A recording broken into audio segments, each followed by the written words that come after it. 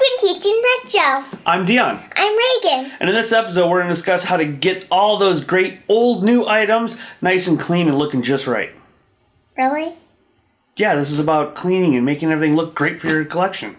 I'm out of here right now.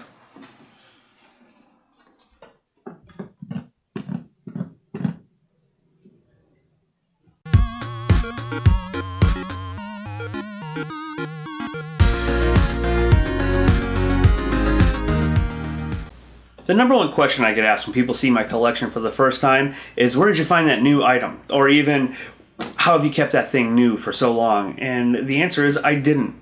As many of you who are collectors know, we don't find things that are new that often. It does happen, but it's rare. For the most part, you're going to find stuff that's just nasty, in bad condition, and you're going to have to clean it up. I use my OCD box. I even label it.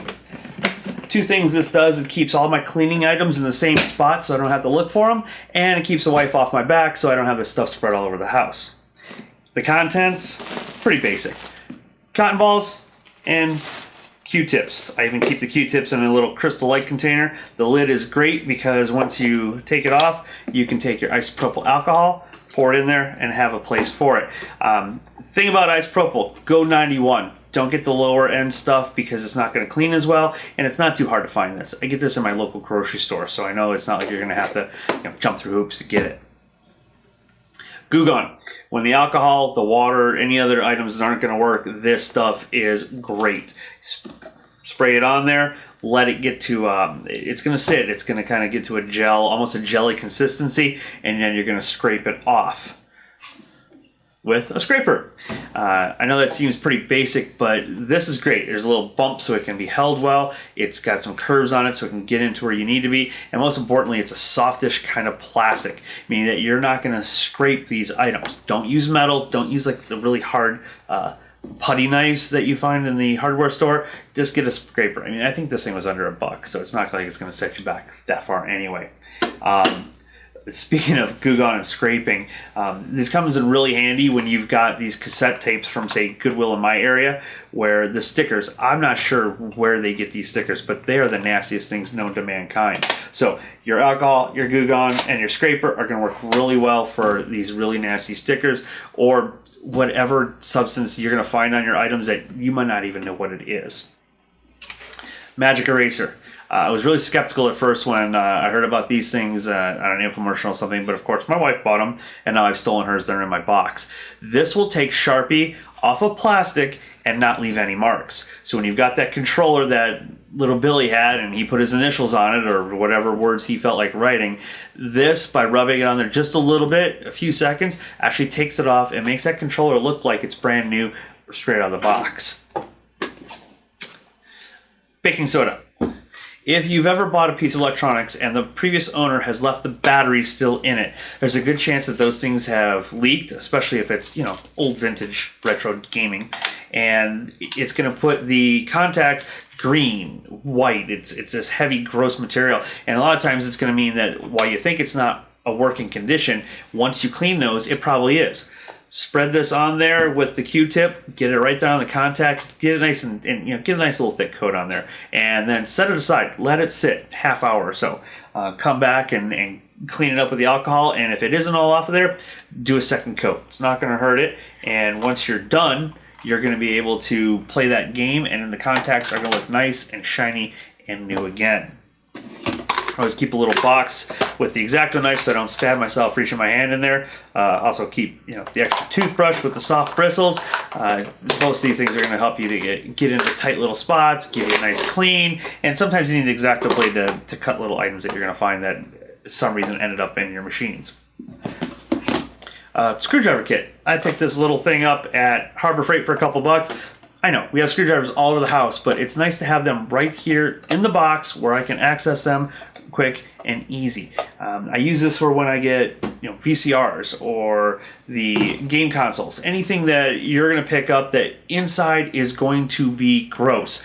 If that thing's been sitting in a barn or somebody's attic or who knows where for any length of time, it could have grass, it can have dirt, it can have dead bugs inside it, and it's not good for your game, and you don't want that in your house anyway. So open it up, clean it out, give it a good swifter, anything you want to do to get that off of there, and then go at it with the isopropyl alcohol.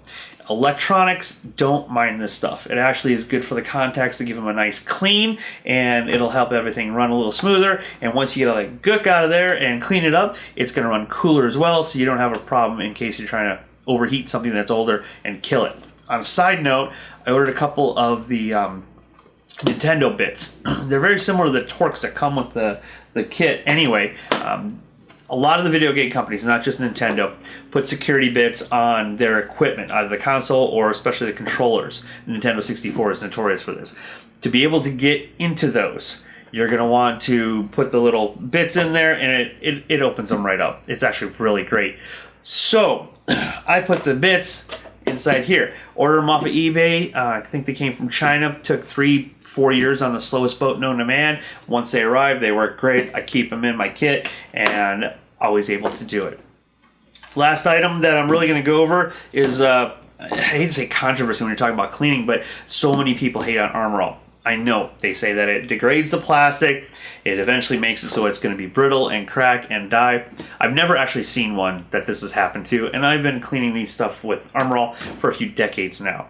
If it's true, and it does happen, then 4th generation grandkids of mine might not be able to play my games as nicely because the Armor All has caused it to be brittle. On the positive side, it's a great cleaner. It shines things up, and it makes them all look great. It also protects them from future dust. It's easier to keep things from getting on there. So I'm going to keep using it. Spray directly on it. Nice liberal coat. Take your black plastic or any plastic you want. As a matter of fact, doesn't even really hurt the labels when you get it on there. It's a nice little coat on there. Get a thick coat. Let it sit for just a little while so it sets in.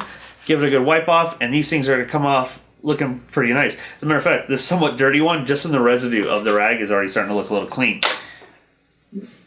I got a lot of rags in here. Keep them separate as far as your Armor All one, because you don't want to have any other chemicals and mix them with this. Soap, chemicals, and then when you go for that final nice clean, you're going to rub that stuff on there. It's not going to be good.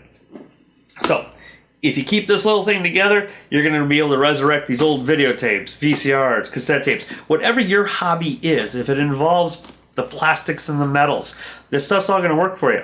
So, I hope this helps, and if you have any questions or comments, please leave them below. Thanks for watching. Please subscribe to our YouTube channels.